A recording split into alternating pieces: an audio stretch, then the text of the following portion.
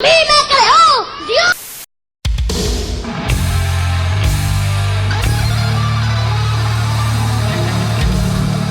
Teología para profanos.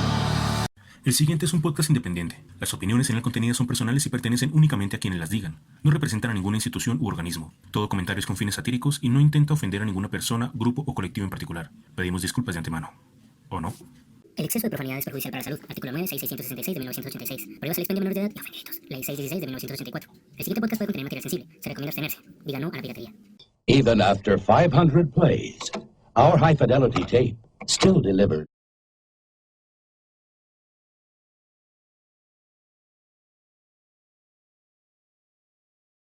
Listo, ¿cómo están, queridos profanos? ¿Cómo se encuentran en este momento? Bienvenidos a Teología para Profanos.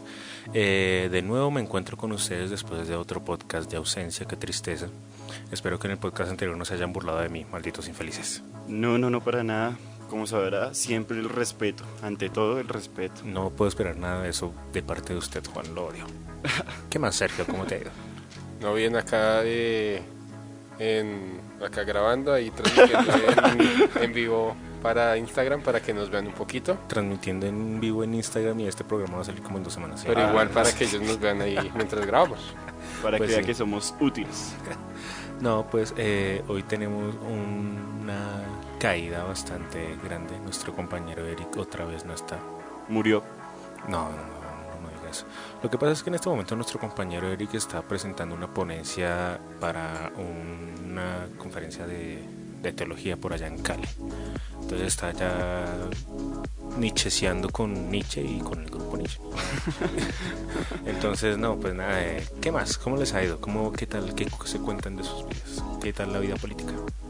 Luis, la vida política. Bueno. Pues como sabrán, estamos en época de elecciones y curiosamente me he fijado que las elecciones para la alcaldía de Bogotá han sido un poco extrañas en comparación de las campañas de años pasados, porque los candidatos se han abierto, por ejemplo, a las redes sociales y Pero han eso hecho es política de- de una manera diferente e interesante, Pero porque eso es están de- llegando a las generaciones futuras.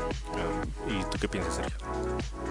Ay, pues igual la alcaldía aquí para Bogotá está fregada, pero como raro no falta el candidato que va a las iglesias, que los pastores se reúnen y pues Curiosamente el apellido empieza por U y termina en E. Uy, termina en Ribe. pero bueno, ya Sí. nada que no estemos acostumbrados. Ustedes no se han dado cuenta que yo cometí un error en el podcast de religión y política y pensé que ese podcast iba a publicar después de las elecciones. creo. Sí, y no, lo publicamos de hecho el fin de semana pasado. Qué tristeza.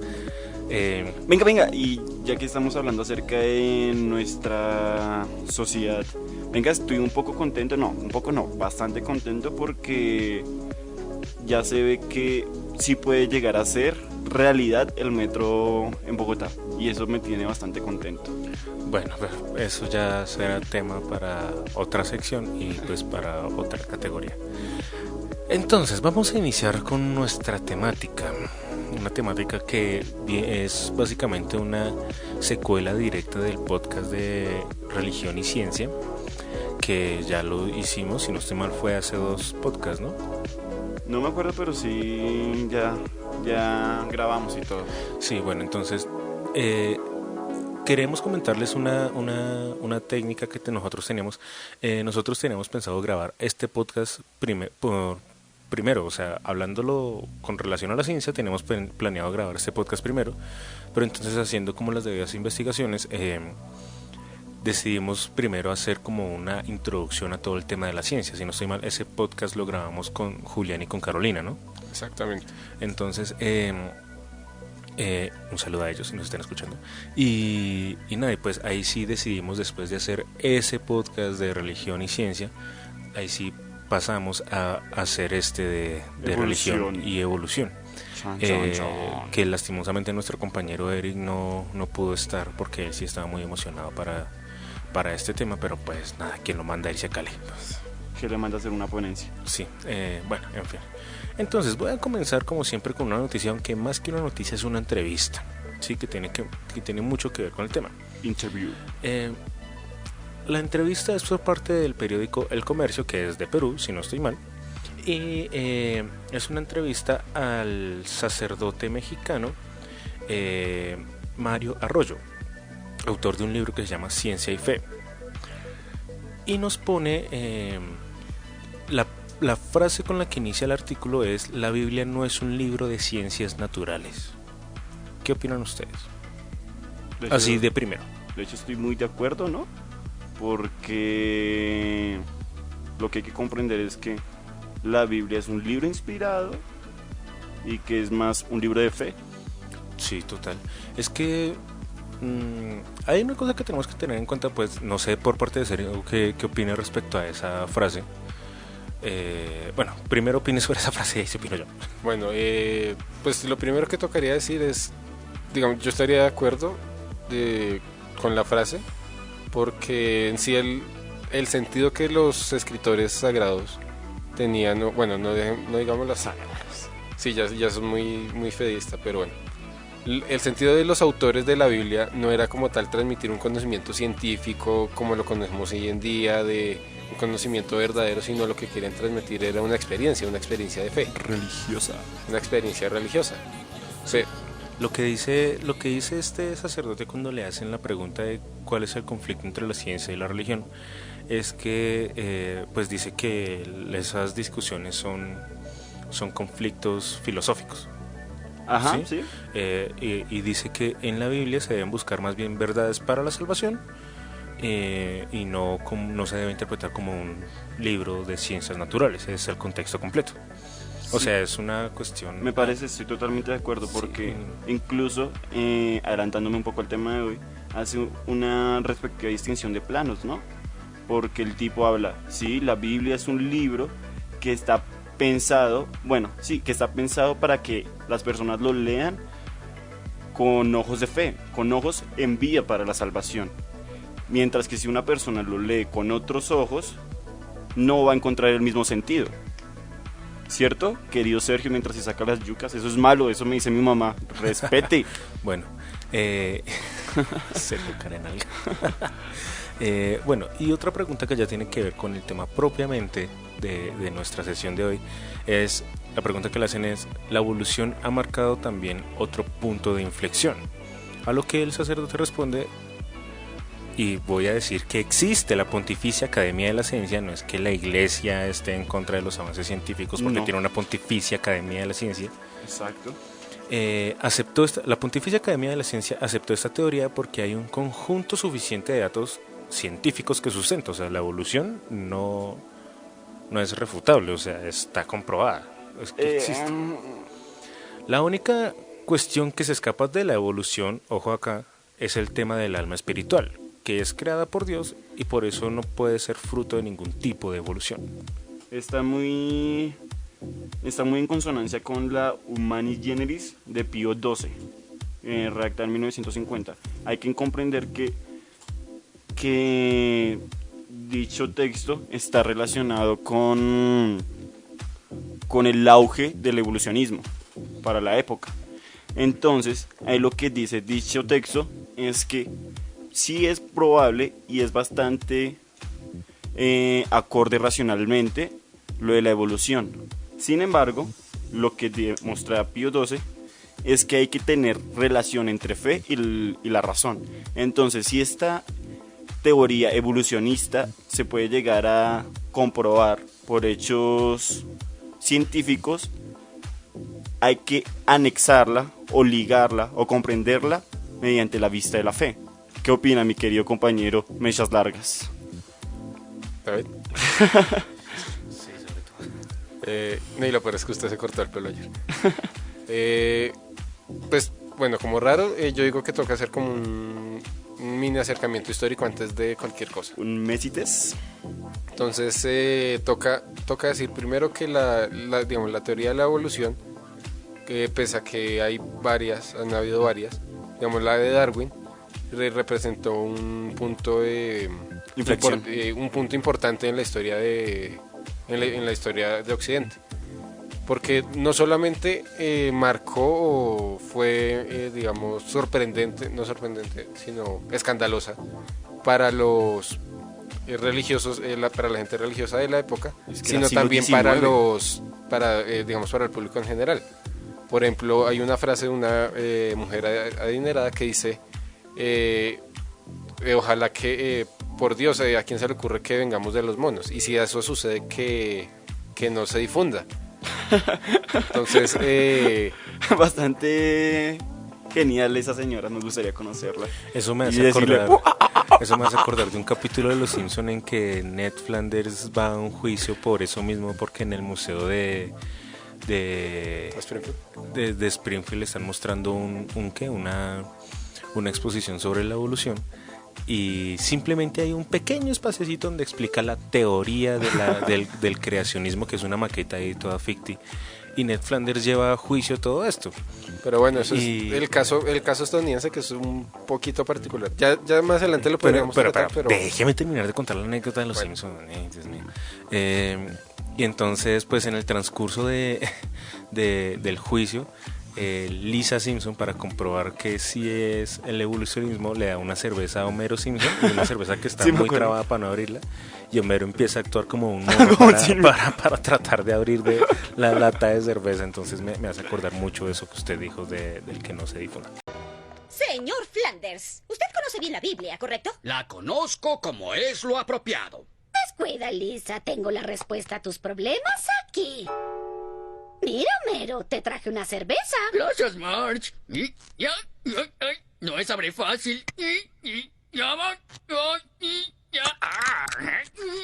está convencido de que no hay relación entre ese hombre y un simio? Tanto como que Jesús odia el hip hop. Vamos, ábrete. Quiero lo que hay adentro. A decir, Homero. ¡Ay, estúpida! Homero, trato de... ¿Quieres cerrar la boca, cara de mono? Señor Flanders, ha jurado decir la verdad. ¿Puede decir que ese hombre no puede estar relacionado con este simio? Tú ganas, Lisa. bueno, el caso es que para la época, inclusive los científicos, ¿Cuál época? para la época de Darwin, Siglo XIX. siglo XIX, veían la teoría como una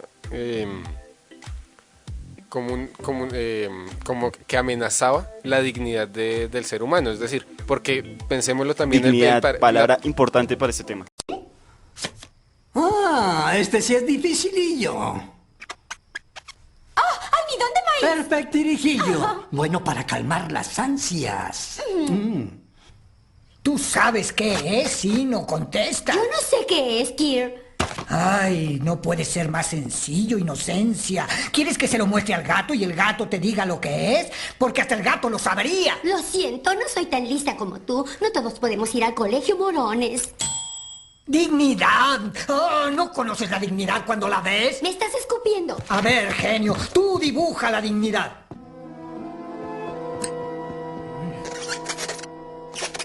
¡Oh, no! ¡Se lo bien! ¡Mejor que la academia! Gracias. La dignidad del ser humano, porque recordemos que en ese momento aún estaba en auge, estaba en pleno auge el paradigma antropocéntrico, es decir, el hombre es el centro del cual se tiene que comprender todo el mundo, todo el universo. Entonces, a partir de ahí, decir que el hombre no es superior, sino que viene, digamos, está dentro de un mismo proceso de toda la biosfera, de toda la vida, entonces como que lo baja. Y eso, digamos, es uno de los puntos que hizo meollo. Es que es chocante, es demasiado chocante. Usted imagínese comprenderse como el Hijo de Dios, como la persona creada para poder relacionarse con Dios, y que usted lo abajen a un simio, o a un animal carente de racionalidad. Para una persona y para la época puede llegar a ser demasiado chocante. Por eso digo que mediante el proceso histórico que se ha empezado a generar, apenas están dando la posibilidad de comprender más adecuadamente aquellas teorías de la evolución. Incluso, como comenté en un podcast anterior, hay gente que todavía no está de acuerdo y todavía juran y comen mocos, como coloco en mi primer video de teología bíblica, de que realmente nosotros venimos de la costilla de Adán y todas estas vainas. El caso es que, Juan, no sé, creo que por ahí usted tiene una cita sobre la postura que Darwin tenía. Ah, sí, ok. Respecto a digamos, las consecuencias que va a tener en la vida religiosa de esta teoría. Sí, claro. Me remito a leerla. De hecho, en la última página de su libro El origen de las especies, dice: no creo que haya razón bastante para que las teorías dadas en este volumen choquen con los sentimientos religiosos de nadie. ¿Por qué? Cierro comillas. ¿Por qué? Porque la evolución no choca con la acción divina sobre el mundo, porque da igual un mundo creado en un estado muy organizado o un mundo que va evolucionando. Y es lo mismo que si se dan cuenta que ha pasado. La iglesia dijo, ok, no podemos estar en contra, porque si los datos muestran que sí es bastante factible que haya una evolución, tenemos que aceptarla y comprenderla, porque recordemos que los caminos del Señor son incomprensibles. Entonces, nosotros nos podemos asimilar o asemejar a dicho proceso evolucionista y decir que realmente Dios permitió que se diera la evolución. Sin embargo, como comentaba hace unos 5 minuticos, lo importante es la palabra dignidad. ¿Por qué? ¿Quieres seguir, Sergio, o continúa? Pues yo quiero, déjenme terminar el acercamiento histórico y ya echamos carreta. Porque bueno, sí, lo que les digo, llegó y hizo un meollo. Esa palabra es muy chistosa. Hizo un revoltijo. Entonces, esta cuestión, y desde el punto de vista teológico también comenzaron a darse posturas. Por ejemplo, la de las primeras fue la que hizo Mivart, que fue un católico inglés, y él lo que dijo es que la teoría de la evolución explicaba solamente el origen material del cuerpo, pero no podía reducirse a ese origen, digamos, explicar por medio de la evolución el origen del alma. Uh-huh. Pero, digamos, esa postura pasó como muy desapercibida. Ya posteriormente encontramos algunos pronunciamientos magisteriales, pero no tan, digamos, generales. Tajantes. No, tajantes sí. Encontramos el Concilio Provincial de Colonia en 1860, que dice que la doctrina de la evolución es completamente contraria a la fe cristiana. Inclusive la condena, pero también toca comprenderlo como un concilio provincial que no tiene ese carácter universal y no es como tal, no tiene el mismo valor. Pero es magisterial. Pero no tiene el mismo valor que un pronunciamiento del Papa, por ejemplo. Además hay que ver que la época, ¿no? Lo que usted decía en ese momento, Juan, del choque tan duro que tuvo esta teoría en las comunidades cristianas. Y es que, ¿en qué año fue esto, lo del Concilio de Colonia? 1860. O sea, hágame el favor, eso fue hace 2 siglos, 3 siglos. Y además también como lo hemos hablado, está, digamos, muy cerca de lo que fue Pío IX y todo ese movimiento antimodernista en la iglesia. Y también es que se ha visto, por lo menos en el avance del siglo XX, la apertura de la Iglesia Católica hacia estas posturas científicas, y una de las más grandes aperturas ha sido a la teoría de la evolución, no solamente por parte del Papa, se me fue el nombre, Pablo VI, de Humani Generis, Pío XII, perdón, sabía que era un Pío, sino la aceptación de la Pontificia Academia de las Ciencias, que está dentro de la Ciudad del Vaticano, y su cabeza pues es el Papa, el mismo pontífice. Bueno, también, digamos, para continuar con esto, toca mencionar que no solamente el magisterio se pronunció, sino que también muchos teólogos intentaron mostrar una solución, es decir, combatir la teoría evolucionista con aspectos teológicos, como por ejemplo la teología atomista. Pero encontramos que estos autores... Cuando dice tomista, ¿qué es? La filosofía de Santo Tomás. Que de igual manera creo que no entendieron. Hay que comprender que la teología de Santo Tomás hay que comprenderla en la época de la escolástica, en la cual se caracteriza por... ¿La escolástica? La de la Edad Media.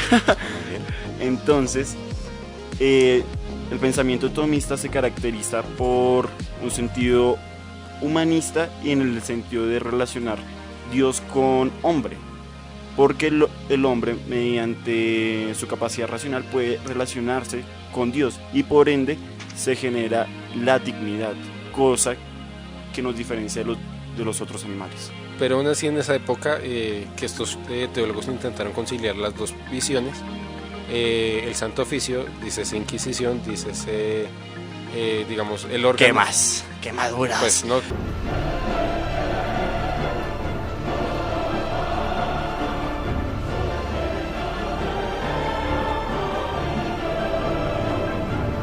Brasas. Y eso es un mito de historia. Sí, como ya comentamos en otros podcasts. Pero bueno, el caso es que sí utilizaron el poder y los censuraron y los llamaron a rendir cuentas. Pero aún así esto no tuvo una dimensión tan pública, sino que se hizo muy, muy secreta, es decir, no tuvo tanta repercusión en la época.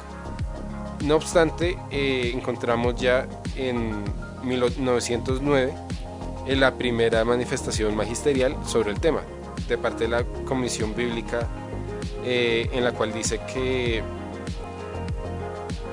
digamos que la evolución no puede ser aceptada, pero uno analizando digamos dentro de todo este aspecto, la evolución se dice que sobre todo uno de los primeros decir tanto problemas técnicos. Fallas técnicas. Espere, por favor. Bueno, ya te aclaraste. Un hámster está corriendo. ¡Corre, Eddie, corre! No se ha aclarado. No se ha aclarado. Bueno, el hecho es, Juan, prosigue la idea. Ok, yo podría proseguir la idea comprendiendo la Humanis Generis de 1950 de Pío XII, que voy a resaltar tres aspectos fundamentales. El primero sería que Pío XII afirma que no hay oposición entre la evolución y la doctrina de la fe. Como comenté anteriormente, ahí podemos ver que se puede llegar a relacionar ciencia y fe, que no están totalmente distanciadas, solamente hay que comprender su punto de estudio, su centro de estudio. La segunda sería que la Humanis Generis para su época considera el evolucionismo como una hipótesis. Sería, por ende, que en sí, aunque podemos llegar a comprender que la evolución es bastante factible, hay que ver que para la época todavía no estaba tan segura, tan probada como en la actualidad. Por ende, hay que verla como una teoría. O sea, sí puede que tenga cositas verdaderas, pero no es la verdad plena. Y la tercera sería que sí, ya, esas.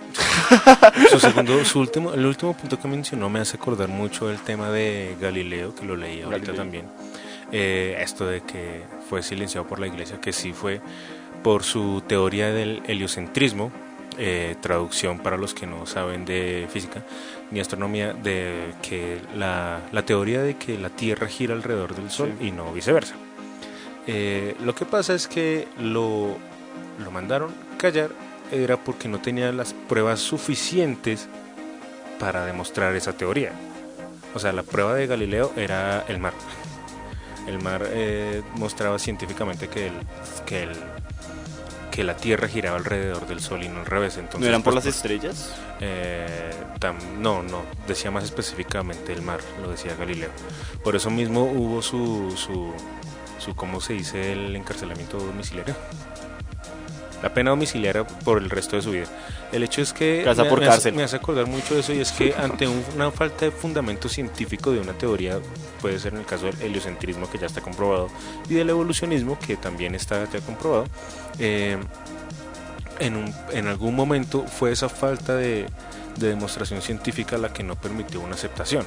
Obviamente eso inmiscuido con las ideas cristianas y las ideas religiosas que habían en la época, ¿no? Pues digamos, yo estaría en contra de lo que dice Pío XII y lo que están diciendo ustedes, porque El hecho de decir que... Por de favor, que sea apagan una teoría, el micrófono de Sergio. porque el hecho de que ustedes digan que por ser una teoría entonces no es absoluta, digamos, no está absoluta y que puede cambiar y no sé qué, no significa que no tenga aspectos de verdad. Por ejemplo, podemos decir que la teoría del Big Bang, pero entonces no significa que los cristianos no podemos ver ahí la acción de Dios, sino porque solamente es una teoría, entonces puede que cambie, entonces tenemos que dejarla ahí como... No, yo dije, la teoría la aceptaban, no dije que no pudieran ver en eso una acción religiosa. No vengan a poner palabras en mi boca que yo no he dicho, joven. No, pero lo que me refiero es que muchas veces uno llega y califica la teoría como variable, como no comprobada, y no necesariamente, porque ya para la época estaba de Pío XII ya había bastante de hecho para la época del mismo Darwin, resulta que Darwin se emprendió en un viaje por barco por diferentes lugares del mundo, tanto así que llegó a estar en Brasil, estuvo en las Malvinas. Dicho viaje le permitió que él se diera cuenta de la evolución, tanto así que él lo asimiló con un árbol. Entonces, ¿qué pasa con un árbol? En el tronco, las ramas, las hojas. Entonces, él se dio cuenta que todo puede llegar incluso a venir de una cosa, pero mediante las ramas se puede llegar a estar distanciando. A eso se puede llegar a comparar la evolución, que el hombre puede llegar a venir de una cosa, pero mediante el paso del tiempo se puede ir desligando. Pero miremoslo también desde el lado teológico, es decir, ya hemos hablado pues más o menos de toda esta parte de la evolución y debemos decir las consecuencias que tiene. Pensémoslo en un siglo XVIII donde estaban criticando plenamente la teología liberal. Estaban haciendo apenas la teología liberal. Estaban criticando, digamos, la historicidad de los textos bíblicos, la cual hasta ese punto fue declarada, fue leída literalmente. Entonces se tenía por certeza de que Adán y Eva sí existieron, que si fueron una pareja tal cual, y que de ellos dos literalmente nació todo el género humano. Entonces ahí estamos teniendo, se está corriendo en riesgo esa visión que con todas estas teorías y con toda la crítica textual se ayudó a ver el texto más allá de su sentido literal. Yo creo que algo que ayudaría para la charla de hoy sería comprender también incluso la teología liberal, que la teología liberal parte de la segunda mitad aproximadamente del siglo XIX. ¿Por qué? Porque la teología liberal permite que las personas ya no encuentren netamente a la Biblia como un texto histórico, porque da otro enfoque de la teología, da otro enfoque de la Biblia, lo que lo podemos llegar a relacionar, que podemos comprender a Adán y Eva como hechos no históricos, lo que no invalidaría el evolucionismo. No, sí, obviamente. En mi serie de historia de la teología voy a hablar de que la Biblia no son libros históricos, más específicamente también en la serie de Juan. Sin embargo no. Pero entonces, ¿qué intención tienen estos libros del creacionismo, Sergio? Es que lo que se quiere manifestar es que Dios es el origen de todo lo que existe. Él es el fundamento de todo el mundo, de todo el universo. Y más allá de cómo lo haya hecho, lo que quiere manifestar los primeros capítulos del Génesis no es eso. Y eso ya, digamos, lo que yo estoy diciendo ya es una postura mucho más allá del literalismo. Es una postura, pues obviamente de mi época, en la cual no me centro solamente en lo que me dice el texto per se, sino todo lo que el autor sagrado quería decir detrás, o lo que uno puede inferir. Es que más específicamente, y voy a citar lo que nos decía una profesora a nosotros, una profesora de Biblia: los textos del Pentateuco, o sea, de los primeros 5 libros de la Biblia, nacen para generar una identidad en el pueblo judío. ¿En qué momento el pueblo judío quiere generar una identidad? En el momento de la deportación a Babilonia, que es en el siglo VI a.C. ¿Sí? la cuestión está con Nabucodonosor y la deportación de todos los pueblos y bla bla bla, y que todo el pueblo judío, bueno, la mayoría, las 3/4 partes del pueblo judío son expulsadas de la zona de Medio Oriente. Entonces ahí se dan cuenta el pueblo judío que no tenían una identidad, y estos textos bíblicos nacen es posterior a esa deportación a Babilonia, cuando ellos vuelven, ¿sí? En ese generar identidad se daban cuenta que no tenían un origen como tal de su doctrina religiosa, de su doctrina monoteísta. Entonces, lo tenían, pero eran tradiciones orales. Lo tenían, exactamente, gracias por la corrección, lo tenían, pero tenían esa tradición oral, y entonces lo que hicieron es plasmarla, ¿sí? Plasmarla, escribirla para que no solamente sea una tradición oral con el error de una equivocación, sino también que sea algo más fiel. De ahí nacen también pues los escribas y todo esto. Entonces la gran mayoría de textos salieron después de la deportación a Babilonia en el siglo VI antes de Cristo. Ese es el origen como tal, digamos que histórico, de los textos del Pentateuco, más específicamente. Yo creo que, como hace ya varios minuticos comentaba y hacía énfasis en una palabra. ¿Cuál palabra? Dignidad. ¿Por qué quiero centrarme en esta palabra? Porque creo que en esta palabra se puede llegar a hacer la distinción entre el problema para el magisterio de la evolución, de las teorías evolucionistas. ¿Por qué? Porque como comenta Juan Pablo II en su mensaje a la plenaria de la Academia Pontificia de Ciencias el 22 de octubre de 1996, él comentaba que puede estar muy chévere y todo lo del evolucionismo, y que incluso puede llegar a ser una manera para comprender de dónde viene el hombre. Sin embargo, el evolucionismo se centra en la corporeidad, se centra en el hombre físicamente. Entonces, eso puede llegar a reducir el sentido de dignidad. ¿Por qué? Porque ¿dónde queda el alma?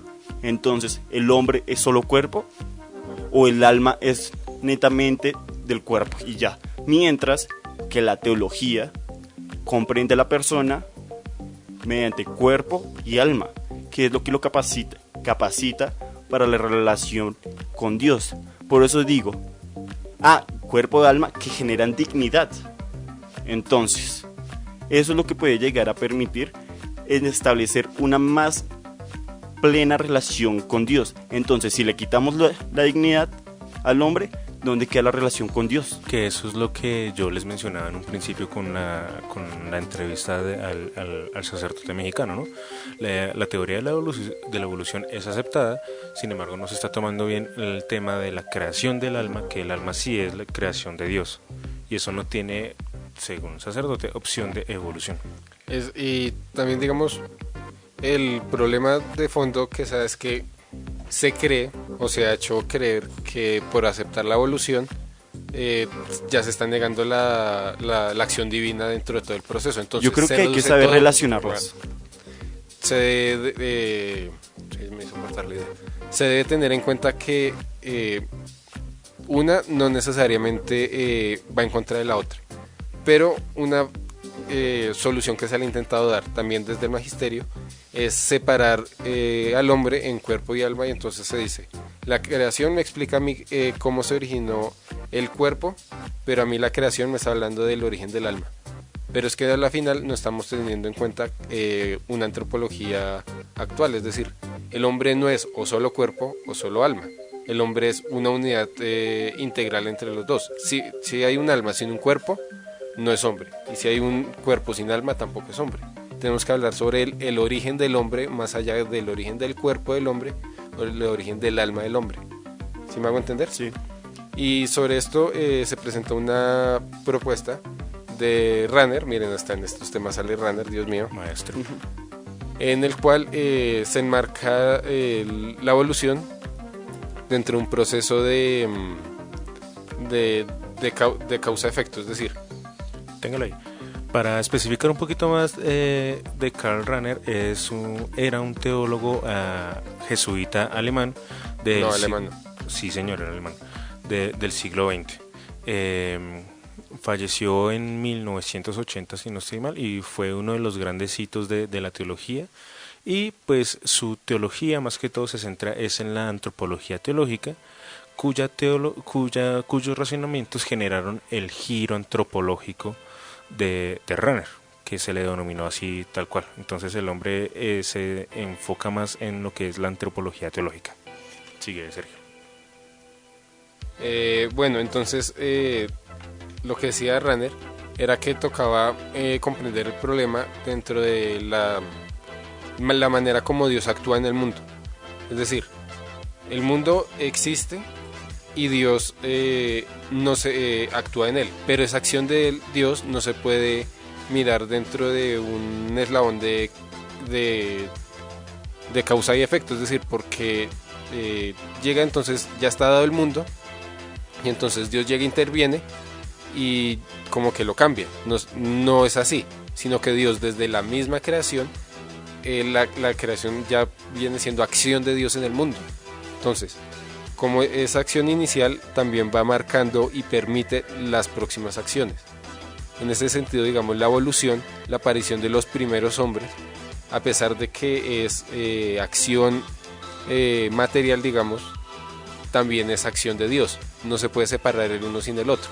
Es decir, Dios no actúa en el mundo de otra manera que no sea, digamos, una vía natural, ni que viole la naturaleza. Y por lo tanto, entonces la evolución es un acto de Dios, y tampoco se puede decir que la evolución ocurra por sí sola, sino que está sustentada a partir del hecho de Dios. Me parece muy bien lo que está diciendo Sergio, tanto así que podemos llegar a ver que el problema podría ser un dualismo, dividir netamente el cuerpo y dividir netamente el alma. No, lo que se debe ver es que tanto el cuerpo como el alma están estrechamente relacionados, tanto así que hay teólogos que exponen que una persona debe cuidarse físicamente, debe cuidar su cuerpo, porque en su cuerpo es como uno puede llegar a enaltecer a Dios. ¿Por qué? Porque en el cuerpo propio es donde Dios me permite poder relacionarme con Él. Entonces, el problema sería distinguir entre cuerpo y alma. Por ende, lo que toca es saber, comprender que estas dos están netamente relacionadas. Bueno, y Juan, digamos, a diferencia de lo que mucha gente podría pensar, los cristianos, a partir ya de lo que hemos dicho, los cristianos no están en contra de la teología, de la teoría de la evolución. Ajá. Entonces, inclusive la Iglesia Católica, digamos, lo acepta. Sí.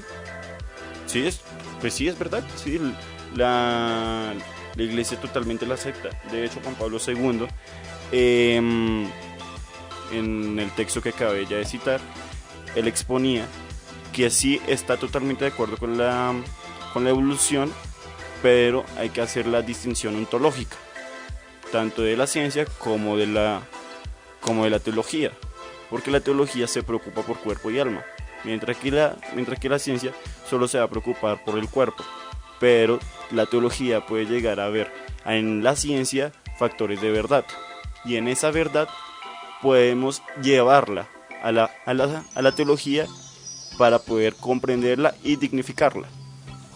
Listo, y problematicemos un poco la cosa. ¿Qué hay de las personas, los cristianos, que no aceptan la teoría de la evolución? Es algo muy complejo, porque un familiar mío, como comenté creo que en un podcast anterior, estábamos en el planetario de Medellín y vimos una película acerca del evolucionismo. Y salimos de allá y él estaba totalmente imputado, él estaba totalmente enojado, diciendo, ¿cómo es que van a decir que el evolucionismo y un poco de vainas? No, porque yo vengo de Adán y Eva.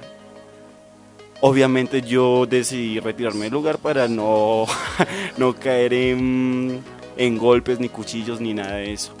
Sin embargo, hay que comprender que en el siglo XXI todavía hay personas que piensan de esta manera, e incluso personas pueden estar escuchándonos en este momento que creen que venimos de la costilla de Adán.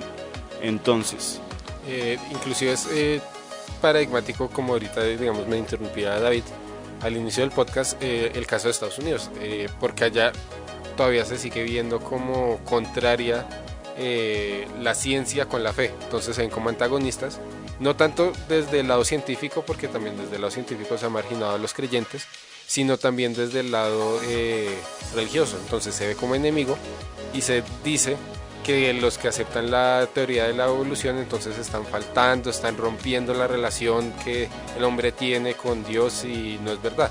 Por ejemplo, en Estados Unidos, no sé si David me podría colaborar en el dato exacto, existe un museo de la creación donde se presenta todo tal cual los diferentes casos de, digamos, la teoría de la creación como si fuera un hecho histórico, y muestran al hombre con los dinosaurios, y muestran así los años y toda la cosa. Entonces, digamos, en parte el problema actual es viene de Estados Unidos, de esta falsa dicotomía, y pues a pesar de que aquí tengamos nuestras posturas, no se ha llegado ya al punto de llevarlo a juicio, de hacerlo doctrina estatal, porque en Estados Unidos, si no estoy mal, en Missouri, o no me acuerdo en qué otro estadio, me perdonarán. ¿Estadio el camping? Estado. Efectivamente, lo que usted dice tiene razón. Se llama el Museo de la Creación, literalmente como usted lo dijo, en Petersburg, Kentucky, Estados Unidos. Y es el único museo de esa clase que existe en el mundo. Ok. Y no sé si nos podría averiguar algo de la exposición que... Venga, mientras David está en momentos investigativos, yo quiero hacer énfasis en aquellas personas que se denominan confesionales y en nombre de ellas llegan a decir que la iglesia dice que está en contra del evolucionismo. ¿Qué pasa? Y es algo preocupante, porque mediante su ignorancia van asumiendo cosas que la iglesia y el magisterio nunca han pronunciado. O ha pronunciado, pero de manera, digamos, prudente o dentro de un contexto. Por ejemplo, a pesar de todo lo que habremos dicho de que el magisterio dijo y demás, analizándolo a fondo, como tal el magisterio nunca se ha opuesto, nunca ha rechazado completamente la teoría de la evolución. Pues exceptuando el concilio de Colonia, que ya mencionamos, pero igual como no tiene carácter universal, pues no tiene validez. A pesar de que se ha mostrado cierta cautela al evolucionismo, aunque ya ahorita no tanto. Yo me remito a mi familiar, por favor no escuches esto. Él decía que la iglesia estaba totalmente en contra de la evolución. Y yo, pues estudiando teología, le exponía los casos de que sí realmente la iglesia aceptaba con ciertos términos la evolución, y este tipo nada de nada. Entonces, ¿cómo hacer para que aquellos fieles que son un poco estrictos con su manera de creer se abran un poquito más? Es decir, yo diría que toca primero el quitar la falsa dicotomía entre fe y razón, o hay veces como si fueran enemigas. Iglesia, ciencia, porque se ve, no, la ciencia que va a decir ya nos va a tumbar la fe, que no sé qué. Y no, eso como uno. Y como segundo punto, yo iría a analizar y mostrar todo el debate que ya se ha dado en la historia sobre este tema, y que no ha sido de gratis, y que los que han escrito y han reflexionado sobre el tema no se han gastado las babas tontamente. Y también es reconocer que esto es un problema ya superado, es decir, volver otra vez a lo mismo sería como un anacronismo. Retomando el tema del museo, pues sí, el museo expresa, hay que decir que el museo está completamente fundado por personas cristianas. O sea, la visión del museo es enseñar para la gloria de Dios, ya podemos decir que es netamente cristiano, ¿sí? Y enseña la teoría del creacionismo con base en todo el libro del Génesis. Entonces pues es eso, o sea, es netamente cristiano. Ustedes lo pueden buscar, se llama así, el Museo de la Creación en Kentucky, Estados Unidos, en inglés o en español, como ustedes prefieran, pero sí está completamente dedicado a personas cristianas que quieran pues saber del tema de la creación. y está dedicado completamente a personas que quieran saber del tema de la creación, y es netamente cristiano, que no, o sea, no me parece que esté mal y todo eso, porque pues cada quien cree lo que quiera. Sin embargo, una cosa que ratifican es que es una teoría totalmente cierta. Uy, pero es que... Pero bueno, es ya para eso es generar fundamentalismos. Bueno, pero ya digamos como para ir progresando, ya hablamos de los fundamentalismos actuales, pero ahora ya digamos la relación que debe tener la teología que tiene la teología con la ciencia.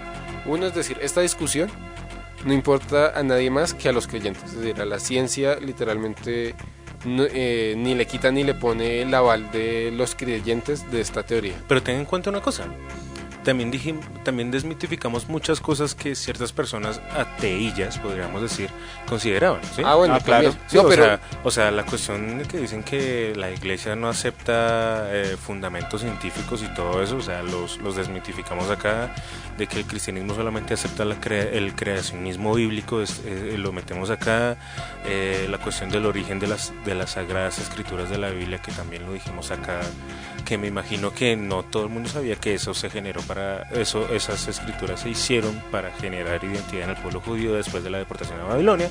O sea, también desmitificamos muchas cosas que son del interés social de muchas personas que nada que ver con religión y que de pronto en algún momento de su vida se preguntaron sobre esto. Sí, pero bueno, en eso sí estoy de acuerdo. A lo que me refiero es que el hecho de que los creyentes avalen o no la teoría de la evolución no le quita o le pone validez a la teoría en sí. ¿Sí me hago entender? Es decir, la teoría existe independientemente de que haya un aval o no de los creyentes. Eso es digamos, a la ciencia como disciplina, no tanto como a los que la estudian, ni le quita ni le pone esta discusión. Eso es algo, digamos, del ámbito religioso. Y además, desde el ámbito creyente, cristiano, tenemos que expandir nuestra visión del concepto de creación. ¿Por qué? Porque podríamos caer en un mero Dios llegó y creó y ya. Entonces llegamos y peleamos porque Adán y Eva sí existieron y Dios es el fundamento y todo, no sé qué. Pero también toca pensar que Dios, la creación, tiene un carácter salvífico y escatológico. ¿Qué quiere decir? Salvífico en cuanto Dios quiere llegar y tener un contacto con toda la creación, no solamente con los hombres, sino con toda la creación. Una relación vital, fundamental entre ellos. Y también escatológico en cuanto que la creación también lleva a un fin de plenitud. Es que, y otra cosa que también tenemos que tener en cuenta, y es que la visión principal con la que se tendría que leer el Génesis es la de un Dios dando orden a algo que ya existía, aunque eso se lo dejo más a los biblistas. Pero la visión principal con la que se tiene que leer el Génesis es Dios dando orden al caos, ¿sí? Porque eso es lo que dice en la Biblia, o sea, en el principio todo era caos. Entonces es Dios dando orden. Más allá de los simbolismos y todo eso que el Génesis tiene, que tiene demasiados, tanto simbolismos numéricos como de palabras, de textos, de argumentos, eso es lo principal, ¿sí? O sea, no se trata solamente como de la creación del universo en sí, sino de dar un orden. Y hay que entender que el pueblo judío es un pueblo con demasiado orden. Entonces, como para que las personas que nos escuchen tengan en cuenta como la idea de la lectura del libro del Génesis, no es una lectura literalista, sino es una lectura a la cual se tiene que hacer una interpretación, como en todos los textos bíblicos. Entonces es eso como para apoyar un poco la forma en la que la desmitificación de todas estas cosas que hay alrededor de la sociedad. Entonces, para ir concluyendo, ¿qué tenemos? Pues yo digo que principalmente dos cosas. Ver que realmente la relación entre iglesia y ciencia no están tan distanciadas como muchas personas pueden llegar a verlo. Tanto así que la iglesia, de una manera entre comillas temprana, aceptó la evolución. Que tanto así Juan Pablo II le dedica incluso una encíclica a eso, ¿no? Fides Ratio, del 96. Sí. Y el segundo punto sería cómo ayudar, cómo aportar para que se dejen tantos fundamentalismos? Pues eso es una cuestión pedagógica bastante fuerte, bastante dura, porque es que incluso hay muchas personas que pertenecientes a la iglesia siguen teniendo esos fundamentalismos. Sí. Entonces pues habría que ejercer una acción pedagógica bastante fuerte ante eso. Sergio. Pues bueno, también decir que creacionismo y evolucionismo no se contraponen necesariamente, pero que tampoco podemos caer en una falsa distinción que parezca, digamos, ser una solución cuando no lo es. Tenemos que comprender al hombre de manera integral, más allá de un biologismo, más allá de un espiritismo. Espiritismo no de convocar espíritus, sino de... ¡Hashatán!